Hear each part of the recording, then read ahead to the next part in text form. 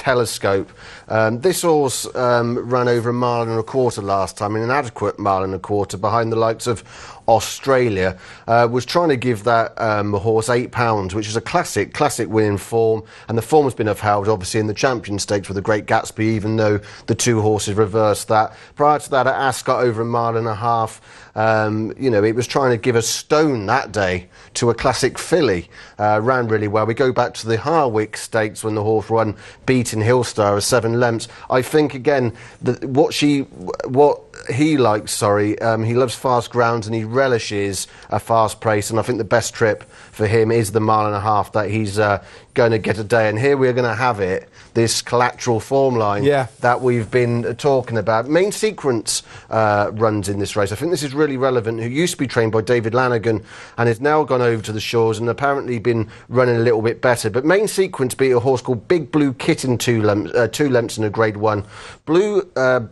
Big Blue Kitten, came out against Hillstar, was beaten 1/4 length. So through the collateral lines, that basically would put Main Sequence about a length in front of Hillstar. And then when you bear in mind that Telescope built Hillstar 7 lengths, and Main Sequence is a 7-1 shot, and we've got Telescope at 4-1, it won't need me to tell you that I think Telescope is an absolutely standout. And this has got to be seen at a Grade 1 level. See, I undervalued, as a drop in class. Yeah, I undervalued the form earlier on with Telescope. When I look back on it, it wasn't bad at all. They're trying to give Australia £8, trying to give weight to Tagaruda. A stone. It shows you what great the allowance is for 3-year-olds, isn't it? But anyway, Conduit, I think it was, that won for Stout. Yeah. Very similar profile. Yeah. And sort of similar runs. And Michael Stout's, I think, run it 4 times in the past. To me, when you look at Toronado at 2-1, which we'll discuss later on, and Telescope, which is 3-1, I know what I would rather be taking. Yeah, I'd rather be taking the 3-1 on Telescope. Absolutely. I think this is, as you know, this wouldn't normally be my kind of price. But I think this is an absolute standout, and I think anything bigger than 2-1, and it's 3-1 now. I had a bit of 4-1 yesterday. Anything bigger than 2-1, you really want to be getting yourself involved, because I think this would be the bet of the night. In terms of other candidates, and obviously there are a number of horses that are going to challenge Telescope. Flintshire is going to be one of them. How impressed were you with the second to Trev, and how do you think it matches up to the form here? Very difficult with Trev. I found Trev's form all season very difficult to assess. So I couldn't quite get my head around what the horse done in the Arc. So a sudden improvement and done.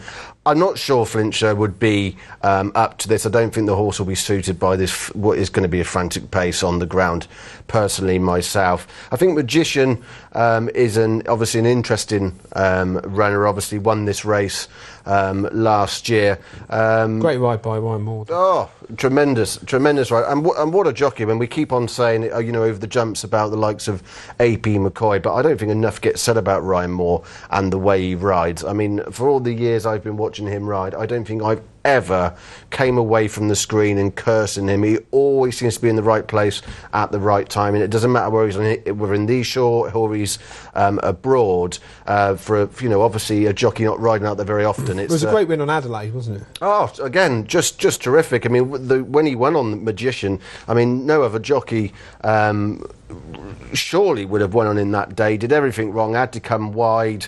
In the last 300 yards of the race, he actually came right wide into the straight and badge to get in. So on that strict form line of beating the Fugue half a length, I suppose you would have to argue that you could mark that up. I've since then going to Meydan, disappointed, but had no luck in running that day. And then at the Curragh over 1.25 miles, won a Group 3 that day. He only beaten Parish all by a neck. But that day was so impressive. It was only a neck.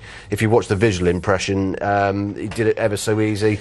And then encountered soft ground after that. So I think probably that can be excused. And then it comes here off for a second last time. So it's got to be respected. OK. We are about to take a very short break. We're going to come back to this race after this short break. Vincent, I think it's pronounced, was second, of course, last Saturday in the Persian... Pezenti, sorry. Vicente. Yeah. Vicente is the second in the Persian War on Saturday, which I really do think that's going to be red-hot form this year. Present View over hurdles was second. It's got a handicap mark over hurdles of 140.